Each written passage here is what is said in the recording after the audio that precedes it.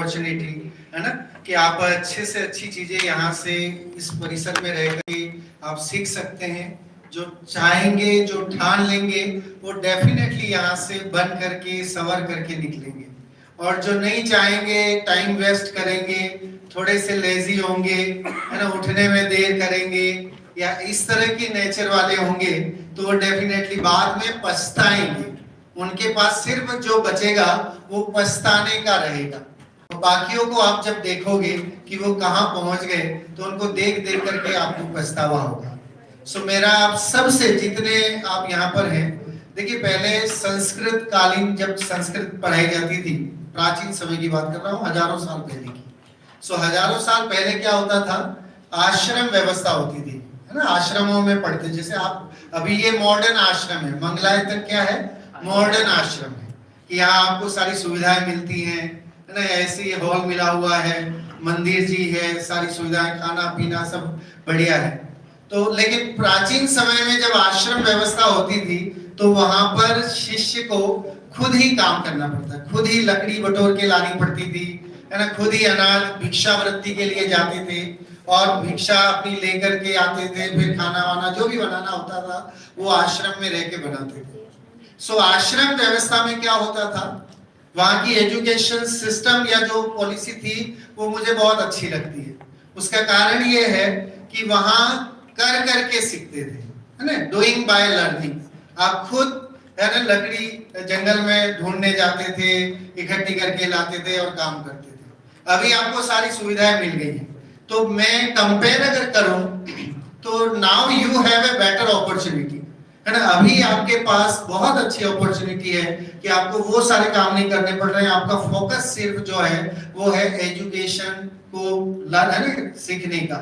अभी आपका टाइम है, आप ज्यादा से ज्यादा सीख सके। मुझे याद आता है जब मैं 7th 8th में था, तो मेरे एक साइंस के टीचर हुआ करते थे और वे हमेशा ये कहते थे कि दिमाग जो है ना, उसको अगर आप घिसोगे नहीं तो आप कभी भी शार्प नहीं बने। तलवार होती है या जो औजार होते हैं, उनको आप जितना शार्प करोगे वो उतना ही ज्यादा काम करते हैं, उतने ही, है ना, तेज धार उनकी होती है। तो अगर आप दिमाग का उपयोग नहीं करोगे तो वो क्या हो जाएगा, लेजी हो जाएगा। और अगर आप सर्च करेंगे, गूगल में सर्च करेंगे, तो हम अपने दिमाग का अंश पार्ट भी जो है वो सदुपयोग नहीं करते, है ना। हमारे पास जितना शयोपशम, अपन जैन दर्शन में शयोपशम ले लें। शयोपशम तो जानते हैं ना, ग्रेड 8 के बच्चे, 8 में कौन कौन से, 8वीं कक्षा के प्यारे बच्चे, ओहो इतने सारे हैं। सो ठीक है। सो शयोपशम मतलब है अपना ज्ञान। ज्ञान कैसा है, शयोपशम वाला ज्ञान। हमारा ज्ञान कैसा है, क्यों कहा गया है शयोपशम वाला ज्ञान?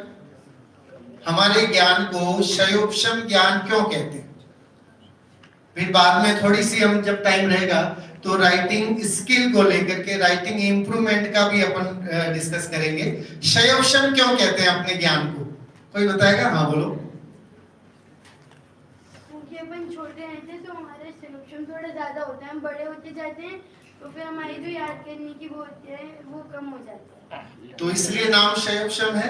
हाँ, जहाँ पुरुषार्थ ले सकते हैं, हमें शयोपशम इसलिए कहते हैं क्योंकि हमें किसी चीज को प्राप्त करना है, किसी ज्ञान को प्राप्त करना है, उसमें हमें पुरुषार्थ करना पड़ता है। अच्छा ठीक है। हाँ, जो हमारा ज्ञान है वो क्षय और उसका उपशम भी होता है, इसलिए शयोपशम नाम। ओके, हमारा ज्ञान है वो क्षयोपशम। देखो दो शब्द बने, एक तो है क्षय और एक है उपशम। ये दो शब्द है ना, इससे बना क्षयोपशम। संधि पढ़ते होंगे आप, है ना। तो क्षयोपशम में कौन सी संधि होगी, कौन सी संधि होगी?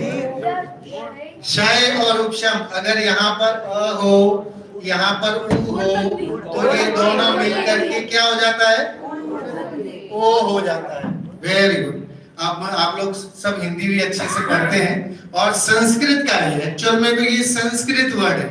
क्षयोपशम क्या है, संस्कृत वर्ड है।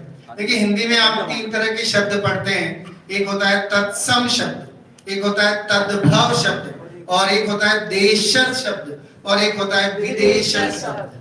तो तत्सम का मतलब क्या है, संस्कृत वर्ड। जो संस्कृत के वर्ड हैं, जो हिंदी में यूज होते हैं, एज इट इज जो यूज होते हैं, उनको हम बोलते हैं तत्सम शब्द। तद्भव वो जो है संस्कृत से हिंदी में आते आते चेंज हो गए, मॉडिफाइड हो गए, उसका नाम है तद्भव। देखो तद्भव में ये शब्द आ रहा है उद्भव, उससे निकला हुआ। किससे निकला हुआ? संस्कृत से निकला हुआ। सो जो संस्कृत से निकला है उसका नाम तद्भव हो गया, है ना। अगर हम संस्कृत शब्द देखें तो हम जनरली देखते हैं तो नीर शब्द आता है, नीरम, है ना। तो नीर शब्द है संस्कृत का शब्द, फिर हो गया जल हो गया, और आप राजस्थान जल भी बोलते हैं, पानी भी बोलते हैं, है ना। और अगर आगे जाओगे तो राजस्थान में जाओगे आप तो इसको पानी भी बोलते हैं, है ना। पानी पियो सा राजस्थानी जो भाषा होती है। राजस्थान से कोई है यहाँ पर? 1 2 3 है, 3 राजस्थानी है। तो वहां पर जनरली जो है वो पानी को पानी बोलते हैं। तो देशज शब्द है वो, है ना। किसी रीजन या किसी एरिया में बोले जाने वाले शब्दों को देशज बोलते हैं। तद्भव जो संस्कृत से निकला हुआ है वो तद्भव है। जो संस्कृत का मूल शब्द है वो तत्सम शब्द है। तो हमारी भाषा जो है वो बहुत ही समृद्ध भाषा है। हिंदी भाषा हो या संस्कृत भाषा हो, उसमें जो है भाषा की समृद्धता ये बताती है कि अनेक शब्द हैं, एक ही शब्द के अनेक शब्द हमें मिल जाते हैं, और उससे हम जो है उनका अर्थ समझने में हमें बहुत सहूलियत हो जाती है, आसानी रहती है। ठीक है। तो ज्ञान हमारा बड़ा क्षयोक्षम वाला ज्ञान है, हमें याद नहीं रहता है, हम भूल जाते हैं। कभी तो एकदम याद आ जाता है, कभी हम भूल जाते हैं, मेमोरी लॉस हो जाती कई बार, है ना। तो उसका नाम है कभी याद रहता है, कभी नहीं याद रहता है। कई बार क्या होता है, घर में ही हम देखते हैं कि चश्मा आपने यहाँ माथे पे लगा रखा है, लेकिन पूरे घर में ढूंढ मारते हैं, है ना। देखते हैं कि कहाँ है चश्मा, कहाँ है चश्मा, कहाँ है चश्मा, और चश्मा कहाँ होता है कि माथे पर ही होता है ना। तो आप इसी तरह से हमारा ज्ञान कई बार ऐसा होता है कि हम जो है वो चाह करके हमारे सामने होता है, लेकिन हम नहीं देख पाते। इसलिए हमारे ज्ञान को पराधीन ज्ञान भी कहा गया। हमारा ज्ञान कैसा है? पराधीन ज्ञान। लेकिन अगर एक ऐसा ज्ञान है जो स्वाधीन ज्ञान है, और वो ज्ञान ऐसा है कि अगर वो हमें मिल जाए तो पूर्ण निराकुलता हो जाती है। वो ज्ञान कौन सा ज्ञान है? केवल ज्ञान। ठीक है। तो ये फर्क है बस, केवल ज्ञान और साधारण ज्ञान या सामान्य ज्ञान में क्या फर्क है कि भाई साधारण ज्ञान जो है वो क्षयोक्षम ज्ञान है, तार्त एक जैसा ज्ञान नहीं है। केवल ज्ञान कैसा है कि सब एक जैसा ज्ञान है ना। सारे 3 लोक और 3 काल की समस्त वस्तुओं को हम एक साथ जान सकते हैं। तो आश्रम व्यवस्था में क्या होता था कि आश्रम व्यवस्था में पहले आपको शिक्षा जो भी वहां होती थी वो आपको सब कुछ सिखा दिया जाता था। ठीक है। जो भी आपको मैथ सिखा दी, साइंस सिखा दी, फिजिक्स सिखा दी, सब सिखा देते थे वो धनुर्विद्या। क्योंकि उस समय तो राजा महाराजाओं का समय था, तो राजा महाराजाओं के समय राजकुमार लोगों को आश्रम में भेजते थे राजा लोग। तो किस लिए कि वो धनुर्विद्या में माहिर हो जाए, लड़ाई मारकाट ये करने में एक्सपर्ट हो जाए, वो सिखाया जाता था। और साथ में राज्य भी संचालन करना, आगे जाके राजा बनेगा तो थोड़ा सा वाणिज्यिक, है ना, थोड़ा राजनीतिक, थोड़ा और कोई चीजें, ये सब सिखाई जाती थी प्राचीन काल में संस्कृत के आश्रम व्यवस्था में। लेकिन मुझे उसकी सबसे बड़ी खासियत जो लगती है जो उस पुराने एजुकेशन सिस्टम की, वो ये लगती है कि स्टूडेंट सारा सीखने के बाद अगर वो आध्यात्मिक शिक्षा में पास नहीं होता था तो उसको आश्रम से पास आउट नहीं करते थे। उसे अध्यात्म सीखना कंपल्सन था कि सब सीख लो, आप डॉक्टरी कर लो, एमबीबीएस कर लो, कुछ भी कोर्स कर लो। लेकिन ये सब करने के बाद अगर आपको अपनी आत्मा का ज्ञान नहीं है, अपने बारे का अपना भान नहीं है, तो then you are not eligible to go to the society.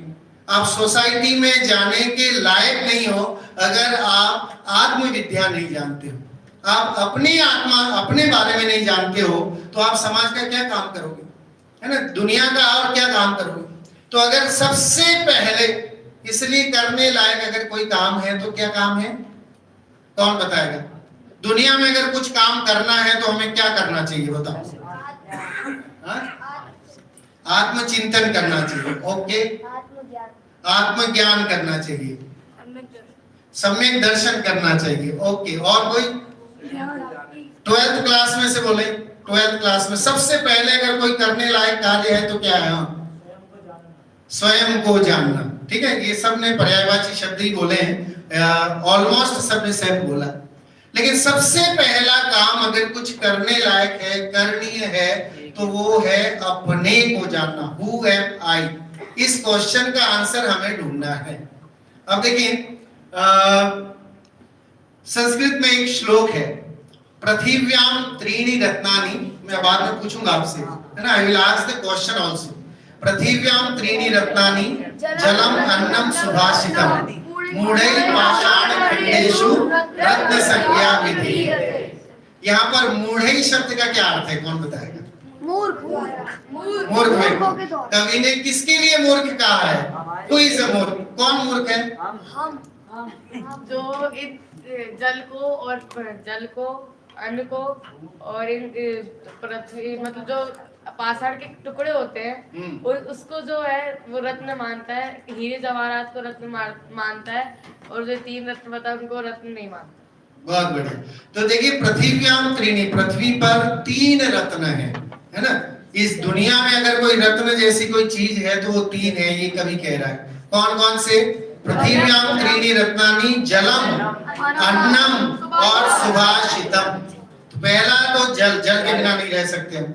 अगर आपको, है ना, 10 दिन के लिए कह दिया जैसे कोई भी पानी नहीं पिएगा तो रह पाओगे?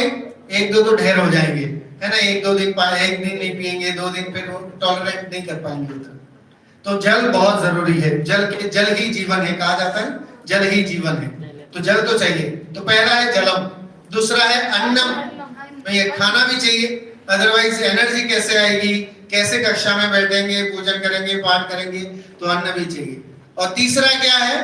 सुभाषितम, जब भी बोलो मीठे बोल बोलो, है ना। जब भी किसी के साथ बोले तो मधुरता से, प्रेम से बात करें। ये बात वहां कभी सिखा रहा है ना। हमारा व्यवहार, हमारा उठने बैठने का तरीका, अगर कहीं पर भी किसी अजनबी से मंगलार्थी मिल जाए तो वो दूर देख करके पहचान जाए कि यस ही इज अ मंगलार्थी, है ना। उस आपके चाल चलन से, आपके बोलने से, आपके उनका आदर सत्कार करने से ये उनको समझ में आ जाए कि यस ये बच्चा जो है वो मंगलायतन का बच्चा है। तो सुभाषित होना चाहिए। जगत में 3 चीजें जो हैं वो हमेशा याद रखना कि ये काम की चीजें हैं और यही मेन चीज है। तो जलम अन्नम सुभाषितम मूढ़ै पाषाण खंडेषु रत्न संज्ञा विधीयते। मूर्ख लोग ही, मूढ़ै मतलब मूर्ख लोग ही पत्थर के टुकड़ों में रत्न मानते हैं। हीरा, पन्ना, माणिक, मोती, ये जो है, जिसको जो लोग वैल्यू देते हैं, वो वैल्यू कैसे है? कवि की दृष्टि में मूर्ख लोग हैं जो उन पत्थर के टुकड़ों को जो है वैल्यू देते हैं। वैल्यू किसको देना चाहिए? तो वैल्यू देना चाहिए कि सुभाषित को, है ना, अपने व्यवहार में। अब मैंने इसको थोड़ा सा जैन दर्शन के परिप्रेक्ष्य में मॉडिफाई किया कि पृथिव्याम त्रीणि रत्नानि दर्शन ज्ञान चारित्र मूढ़ै पाषाण खंडेषु रत्न संज्ञा विधीयते। हमारा जैन धर्म जो है वो कितने पिलर पे टिका हुआ है? जैन धर्म के 3 पिलर हैं जिस पर जो है वो पूरा जैन शासन, है ना, जिन धर्म का शासन टिका हुआ है। कौन बताएगा? कक्षा 8 से। हाँ, सम्यक दर्शन, सम्यक ज्ञान और सम्यक चारित्र। बहुत बढ़िया। इसका अपर नाम क्या है? रत्नत्रय। हाँ, तो खैर मंगलायतन में और मंगलार्थियों से पूछने के लिए तो मैं जनरली ये चाह रहा हूँ कि आपकी एक्टिवनेस बनी रहे, आप ज्यादा से ज्यादा जो है मुझसे कनेक्ट हो सके। बहुत बढ़िया। तीनों जो हैं उसको अगर हम एक भाव से कहते हैं, एक शब्द में कहना चाहें तो वो है रत्नत्रय, है ना। रत्नत्रय ही है जो जैन धर्म का आधार है। पूज्य गुरुदेव श्री जो है वो एक और बात कहते थे और वो गजब की बात कहते थे। वो क्या कहते थे? वो जैन धर्म को एक शब्द में परिभाषित करते थे। अगर आप में से प्रवचन सुनते होंगे गुरुदेव श्री का, तो गुरुदेव ने जैन दर्शन को एक शब्द में कैसे कहा है? किस शब्द से कहा है? कोई बता सकता है? जो हम चर्चा कर रहे हैं वही है, जो जैन धर्म का प्राण है, जो जैन धर्म, इसके बिना जैन धर्म है नहीं। हाँ, नहीं, रत्नत्रय तो है ही, लेकिन गुरुदेव एक ही शब्द बोलते थे। जैन धर्म मीन्स ये, वीतरागता, ठीक है, पास में हैं? अनेकांशाद्वाद भी नहीं, आप बोलो। आत्मानुभूति। हाँ, बहुत बढ़िया। क्या नाम है बेटा आपका? अचल। अचल जैन। सो आत्मानुभूति ही जैन धर्म है। अगर आपसे कोई पूछे कि व्हाट इज जैन धर्म, तो आप खाली इतना बताएं कि जैन धर्म में सिर्फ और सिर्फ आत्मानुभूति की चर्चा है। जब पांचों तीर्थंकर के अगर आप देखते हैं समय हो रहा है, पांचों तीर्थंकर अपने पांचों परमेष्ठियों को अगर आप देखते हैं तो आपको क्या दिखता है उसमें? पांचों परमेष्ठियों के आवरण को, उनके फिजिक को देखेंगे आप तो आपको क्या परिलक्षित होता है उसमें? वीतरागता तो ठीक है, वो तो बाहर का लक्षण है, लेकिन मेन क्या चीज है? आत्मानुभूति, है ना? सर्व साधु से लेकर के सिद्धों तक में सिर्फ और सिर्फ एक तारतम्यता जो है वो है आत्मानुभूति। कोई भी पंच परमेष्ठि में ऐसा परमेष्ठि नहीं है जो कि आत्मानुभूति नहीं करता हो, जिसने आत्मानुभूति नहीं की हो, है ना? तो अपनी आत्मा को जानने, ये जैन धर्म का पहला और यही एक वो मंत्र है कि हमें सिर्फ और सिर्फ जो है आत्मानुभूति करना है, अपने स्वरूप को जानना है। ठीक है, ये तो चर्चा हुई थोड़ी सी। मैं आपके स्वाध्याय से और उससे बहुत खुश हूँ। आप लोग बहुत अच्छे से जवाब दे रहे हो और आपने सारे प्रश्नों के उत्तर बहुत ही समझ लीजिए कि कॉन्फिडेंस के साथ और अच्छे से जवाब दिया है। डेफिनेटली आपके यहाँ जो गुरुजन हैं वो प्रशंसा के पात्र हैं, जो आप सबके साथ इतना अच्छा यहाँ माहौल आप बनाया हुआ है और किया हुआ है। अब एक बार अपने गुरुजनों के लिए, अपने लिए जोरदार ताली बजाएं। चलिए, अब अभी क्या है, समय मेरे पास बहुत लिमिटेड है, लेकिन आपके काम की, खासकर पेरेंट्स के तो काम आएगी, सबके काम आती है वैसे तो। अगर जो भी अब जमाना जो है डिजिटल हो गया है तो थोड़ा सा वो डर भी लगता है कि हम इतने डिजिटल हो गए हैं कि हम लिखना पसंद नहीं करते, है ना? लिखने का काम बहुत कम हो गया है, जिस तरह से लैपटॉप्स और वो सारी चीजें। और दुबई में तो हमारे यहाँ हर बच्चा जो है वो आईपैड लेके ही आता है कि उस क्लास में ही जो है सारा डिजिटली और सारा स्मार्ट बोर्ड और उसी से काम होता है। तो मजबूरी में अब बच्चे से अगर आप लिखवाएं तो लिखवाना बड़ा मुश्किल हो गया है। लेकिन फिर भी यहाँ इंडिया में, भारत में तो अभी भी जो है लिखने का प्रचलन, कम से कम आपको आंसर शीट में तो लिखना ही है, और कहीं कुछ लिखे नहीं लिखे। जब हम पढ़ते थे जयपुर में तो हम पत्र लिखा करते थे, है ना? जब मैं 93 की बात बता रहा हूँ तो पहली बार जब मैं जयपुर गया था तो दिवाली के समय में घर नहीं गया था। तो 10वीं के बाद, छोटा आपकी जैसा ही छोटा बच्चा था, तो 10वीं के टाइम उस समय मैंने पहला पत्र अपने पिताजी को लिखा था कि मुझे जयपुर में कैसा कैसा क्या क्या लगा और कितना अच्छा लग रहा है या नहीं लग रहा है। लेकिन मुझे नहीं लगता है कि इसमें से कितने मंगलार्थी जो है वो अभी आए होंगे और उन्होंने अपने पेरेंट्स को एक भी पत्र लिखा होगा। अब व्हाट्सएप का जमाना है ना, आपने व्हाट्सएप कर दिया होगा, या ज्यादा से ज्यादा होगा तो डायरेक्ट अब कॉल की है, इतनी सुविधा है कि तुरंत हम तो ये टेलीफोन ने, ये व्हाट्सएप ने, फेसबुक ने हमारी वो जो लिखने की हैबिट थी वो खत्म कर दी। लेकिन अगर आप देखें तो हिंदी और इंग्लिश, कोई भी लैंग्वेज हो, लेकिन हिंदी और इंग्लिश का लिखने का एक लॉजिक है उसके पीछे। कोई भी एक लेटर आप लिखते हैं तो उसके पीछे लॉजिक है। अगर आप कुछ जो मैं यहाँ बताना, अब जितना टाइम है उतना बता पाएंगे, लेकिन अगर आप उसको फॉलो करते हैं तो चाहे किसी भी व्यक्ति का कितनी भी खराब राइटिंग क्यों ना हो, मोतियों जैसी अक्षर हो जाएंगे। महात्मा गांधी को राइटिंग बहुत पसंद थी और वे अच्छी राइटिंग वाले को समृद्ध मानते थे, बहुत धनवान व्यक्ति है।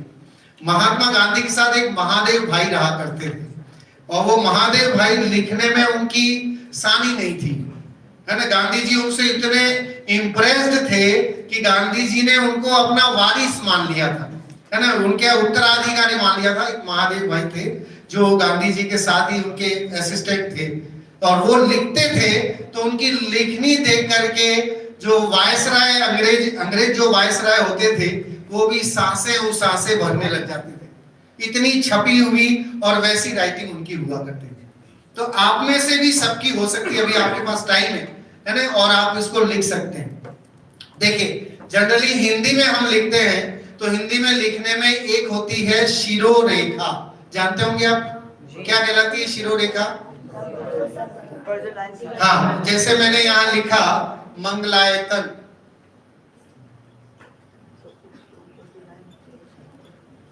सही लिखा है मैंने? गलत लिखा है? सही है?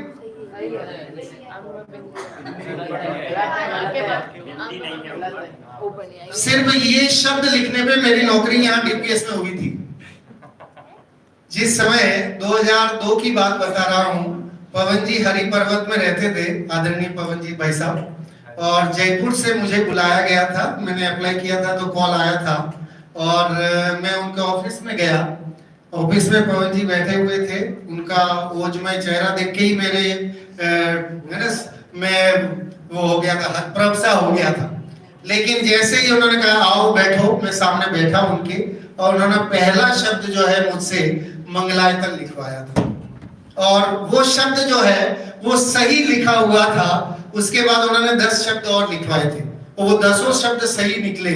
तो वो जो उस समय नाजिश नकवी करके एक मैडम थी प्रिंसिपल, तो उनको उन्होंने वो कागज दिखाया ऐसे करके, और इसको ले जाओ और ज्वाइन करवा दो और ज्वाइन लेटर दे दो। तो मेरा सिर्फ और सिर्फ इस मंगलायतन शब्द से यहाँ मंगलायतन में अपॉइंटमेंट हुआ था।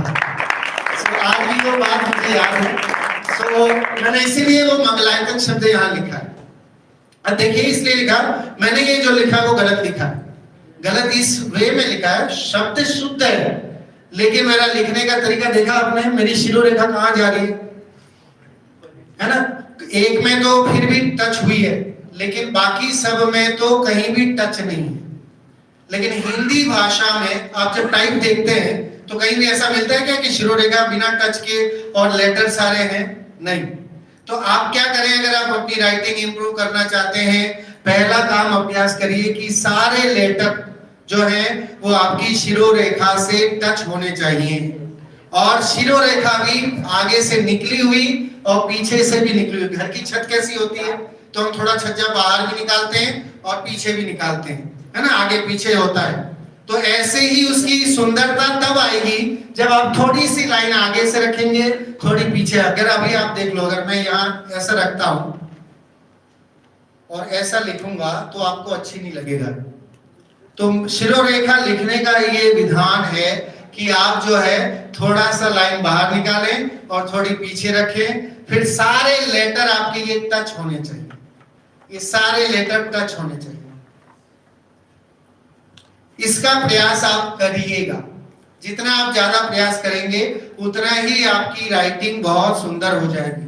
और लेखनी सुंदर होना समृद्धता की निशानी है। कोई जरूरी नहीं कि हमारे पास रुपया पैसा हो तो ही व्यक्ति समृद्ध होता है। आपके पास ज्ञान है तो भी समृद्ध है आप, है ना। जिसके पास ज्ञान है विदेश में भी उसकी जो है वो पूजा होती है, और जिसके पास ज्ञान नहीं है देश में भी उसकी इंसल्ट होती है ना। तो इसलिए ज्ञान और साथ में आपकी कला, तो आपकी कला होनी चाहिए। मंगलार्थी, हर एक मंगलार्थी का एक एक अक्षर मोतियों जैसा होना चाहिए, है ना। आप लिखें जब तो इसका ध्यान रखें। अच्छा, आप देखिए दूसरा, थोड़ा सा आप जब भी कभी फ्री हो तो आप क्या करें, ये पहले तो स्लेट पे लिखवाते थे, चौक होती थी, है ना, और स्लेट पे लिखते थे तो जल्दी सुंदरता आ जाती थी राइटिंग वगैरह में। लेकिन अब हम कॉपी में लिखते हैं, तो ये तो अगर आप कॉपी में भी लिखते हैं तो पेंसिल उठाएं और ब्लैंक पेपर लें, है ना, एकदम व्हाइट वाला, और उसमें आप कोशिश करें इस तरह से 12 की नोक से लेकर के पूरा ऐसे सर्किल बनाने की। ऐसे सर्किल अगर आप एकदम सिक्के जैसे सर्किल बनाते हैं, ये अभी क्योंकि एकदम वैसा बोर्ड है तो इसमें नहीं बन सकता, लेकिन आप अपने घर जब भी आप फ्री हो तो सर्किल बनाने की कोशिश करें। ये 12 होता है, यहाँ 3 होता है, यहाँ 6 होता है, यहाँ 9 होता है। तो आप 12 की नोक से एक बार प्रैक्टिस करेंगे वो लेकर के, फिर 3 की यहाँ से पॉइंट रखें और यहाँ से सर्किल बनाने की कोशिश करें। 6 की पॉइंट पे यहाँ से नोक रखें, फिर यहाँ से बनाने की प्रैक्टिस करें। ऐसे 10-15 बार 20 बार खाली गोले बनाते रहे। कई बार कोई दूसरा देखे कहेगा ये क्या पागल हो गया कि गोले बनाया जा रहा है ना। लेकिन इस गोले बनाने के पीछे राज छिपा है, और वो राज ये है कि आपके शब्दों की, अक्षरों की बनावट जो है वो आप छोटे से छोटा भी लिख पाओगे और अगर आपको कोई प्रोजेक्ट दे दिया जाए और कहा जाए कि मंगलाचरण बहुत बड़े में लिखना है, then you are able to write the big font also, ठीक है, आप बड़े फॉन्ट भी लिख पाओगे, तो वो आपको करना है। ऐसे ही फिर यहाँ से 9 से लेकर के करना है, ऐसा क्लॉकवाइज भी करना है और ऐसा एंटी क्लॉक भी करना है। क्लॉकवाइज समझ गए, 12 से 3, 3 से 6, 6 से 9, 9 से 12, फिर 12 से 6, 9, 9 से 6, 6 से 3। तो इस तरह से अगर आप राउंड शेप बनाने की प्रैक्टिस करते हैं तो आप डेफिनेटली आपके जो बनावट है, शब्दों की बनावट है, वो बहुत अच्छे से गोलाकार बन सकती है। और जितने भी हिंदी और इंग्लिश के शब्द हैं उनमें आपकी गोलाकार, अगर आपने देखा होगा, मैं यहाँ पर क लिख रहा हूं, देखिए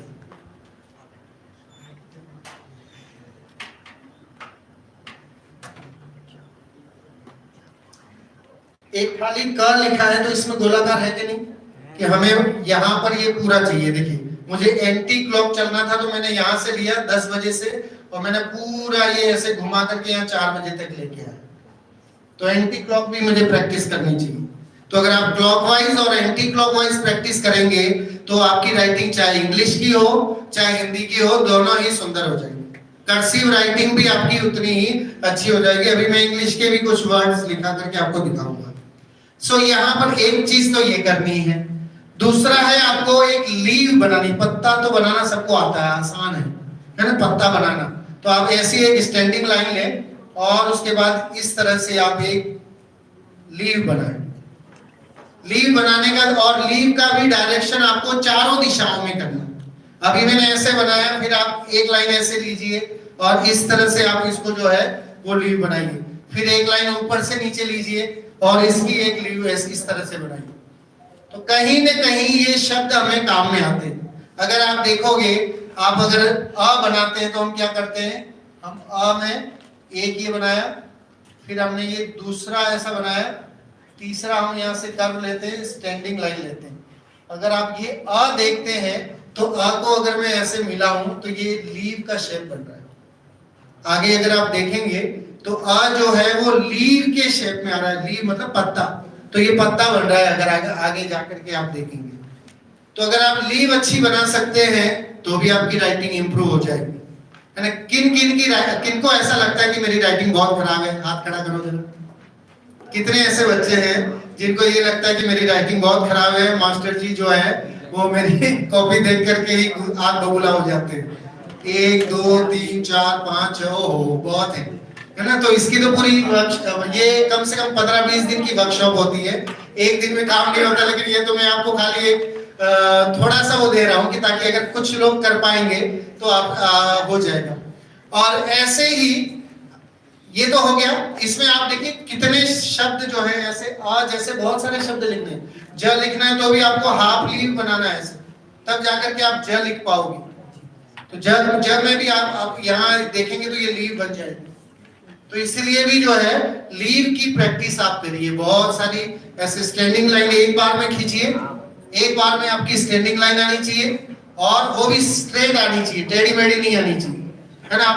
मैंने बोला 1 तो आपकी लाइन एकदम स्ट्रेट आनी चाहिए। अब जैसे अभी आप क्या करिए, हवा में करिए, पहले हाथ का ऐसा करिए और अभी सभी हाथ ऐसा खड़ा कर दीजिए, सामने रखिए उंगली। और मैं जैसे ही बोलूं शन, तो शन बोलते ही आपको पहले 12 से लेके क्लॉकवाइज पूरा ऐसे घुमाना है। पहले अपने दिमाग में बिठाना है ये कि मुझे गोल ऐसे बनाना है। सो मैं बोल रहा हूं, है ना। आप चालू करो 1 2 3 शन। फिर अब आप लीजिए, मैंने क्या बोला था, यहां से 12 से 3 पे लीजिए। तो जैसे ये 12 है तो यहाँ 3 है, 3 से क्लॉकवाइज लेना शन। फिर 6 से क्लॉकवाइज लेना है शन। फिर 9 से क्लॉकवाइज लेना है शन। ऐसे ही आपको स्टैंडिंग लाइन करना है। तो जैसे आपने स्टैंडिंग लाइन लीजिए, हमें अब लीव बनाना है तो शन। फिर आप लीजिए लीव बनाएंगे, हाफ लीव बनाएंगे पहले शन और फिर इधर से लीव शन। सो 3 शन में आपकी लीव बननी चाहिए। ऐसे ही 4, ये तो इसलिए ताकि आप थोड़ा से इसमें आपको इंटरेस्ट आए, अदरवाइज आप बोर हो जाएंगे। सो ये करने का, उंगलियों से भी करने का, और उसका तरीका ये कि आपके दिमाग में वो बैठेगा कि मुझे इस तरह से इसको बनाना। और अगर हो सके तो कभी जब आप घर जाएं तो एक स्लेट आती है ब्लैक कलर की और चौक आती है, तो वो आप लेके आए, क्योंकि जो मजा उसमें है सीखने का वो मजा आपकी कॉपी पेन में नहीं है।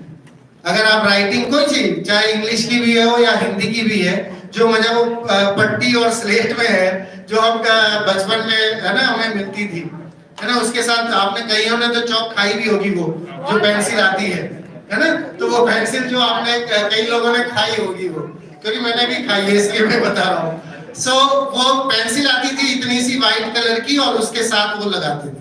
तो उसमें क्या है, ब्लैक वाले स्लेट में आप बहुत आसानी से इन अक्षरों को लिख सकते हैं। अपने आप तो अक्षरों को आप देखिए शास्त्रों में अक्षरों का कितना बड़ा बहुमान किया गया।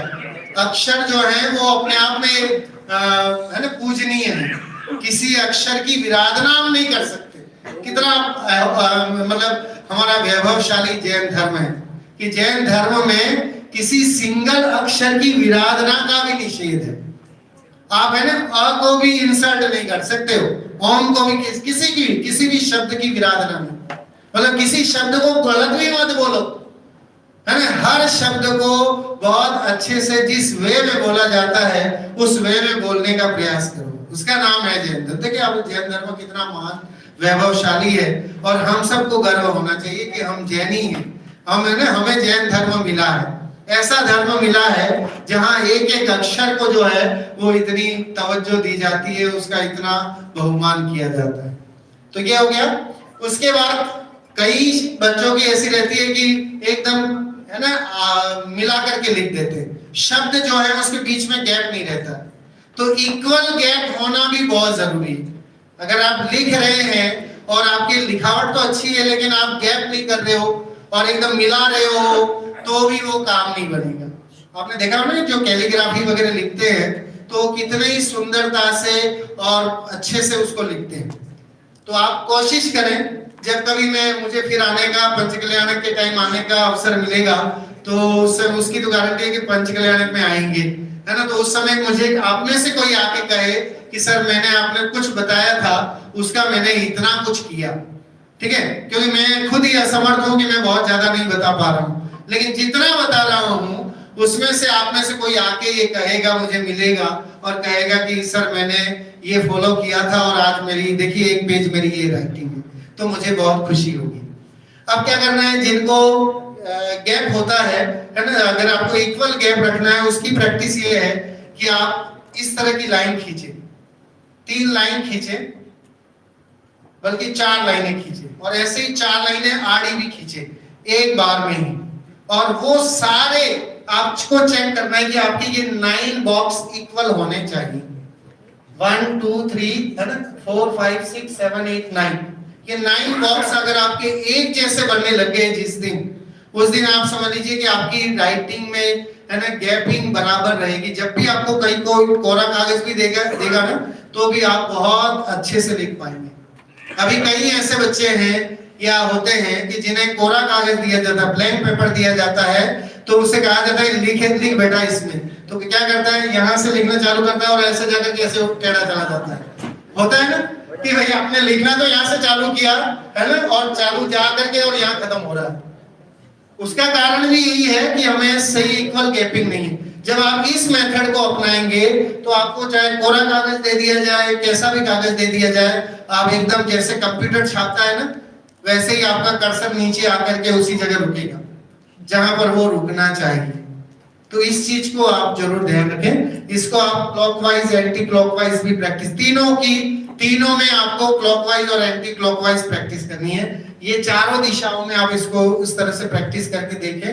और इसकी बुक्स भी अवेलेबल है, वैसे जयपुर में इसकी बुक्स मिलती हैं।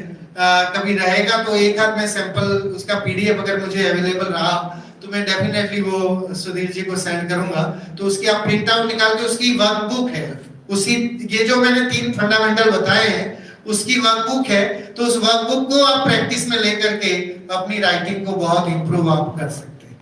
ठीक है, सो क्या सीखा आप में से कौन बताएगा? आज आपने इस कक्षा से क्या क्या बातें सीखी? एमपी से कौन कौन है? मध्य प्रदेश से, ओ इतने सारे हैं मध्य प्रदेश से। चलो वीर बताएगा। वीर बताओ आपने क्या सीखा? कि हमें अपनी राइटिंग सुधारनी है तो हमें 3 चीजों का ध्यान रखना है। सीधी लाइन, हम अच्छे से एकदम इक्वल वो लीव बना सकें, और सर्कल का। ओके, और कोई बताना चाहेगा आपने क्या सीखा आज की कक्षा से? हाँ बोलो बेटा।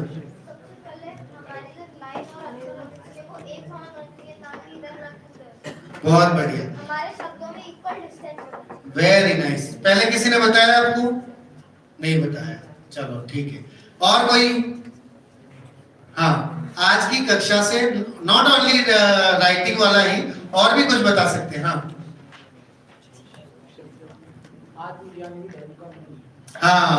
आत्मानुभूति ही जैन धर्म है।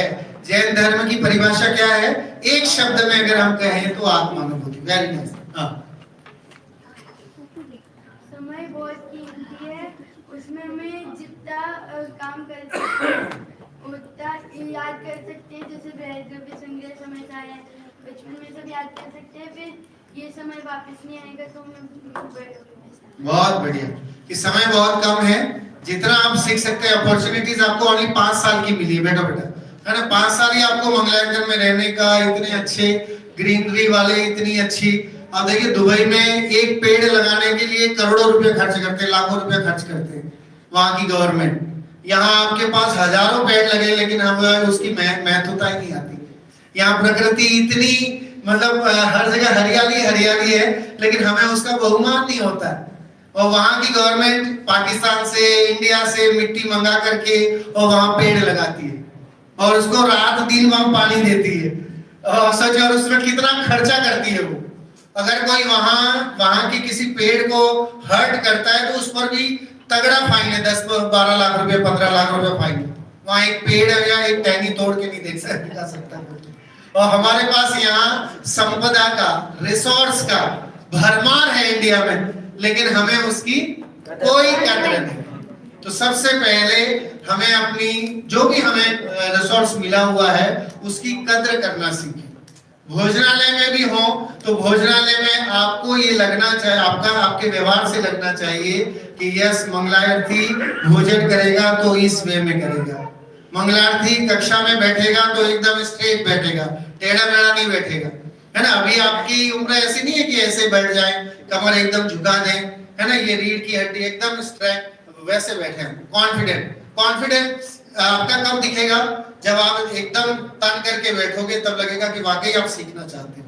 तो जब भी क्लास में बैठे, है ना, सीना तान करके और वैसे बैठे, तो उसका फायदा है। आत्मानुभूति की चर्चा की तो उस पर एक छोटी सी कविता मैंने लिखी है, वो मैं आपको सुनाता हूं। जीवन की इस महादौड़ में उसे अकेला जान, जीवन की इस महादौड़ में उसे अकेला जान, ना जाने कैसे पाऊं मैं वो सबसे अनजान, ना जाने कैसे पाऊं मैं वो सबसे अनजान। अपने में अपने को ढूंढना होता नहीं आसान, अपने में अपने को ढूंढना होता नहीं आसान, क्योंकि ये लोग विरले लोग ही करते हैं। अपने में अपने को ढूंढने का काम कौन करता है? जो वीर है ना, वीर होता है, जो विरला होता है वो ही ढूंढता है। बाकी दुनिया तो बाहर ढूंढती है ना? दुनिया क्या करती है? बाहर देखती है, उसकी दृष्टि बाहर की और बहिर्मुखी है।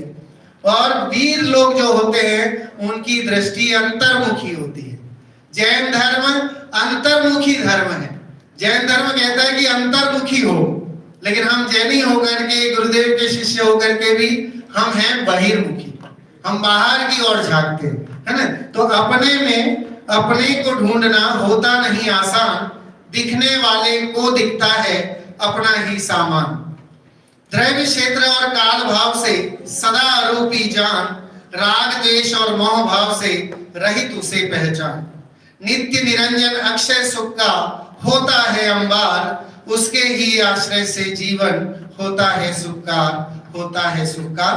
तो आप सब यहाँ रह करके पहला और अंतिम काम करें, आत्मानुभूति, आत्मानुभूति और आत्मानुभूति। जय हिंद।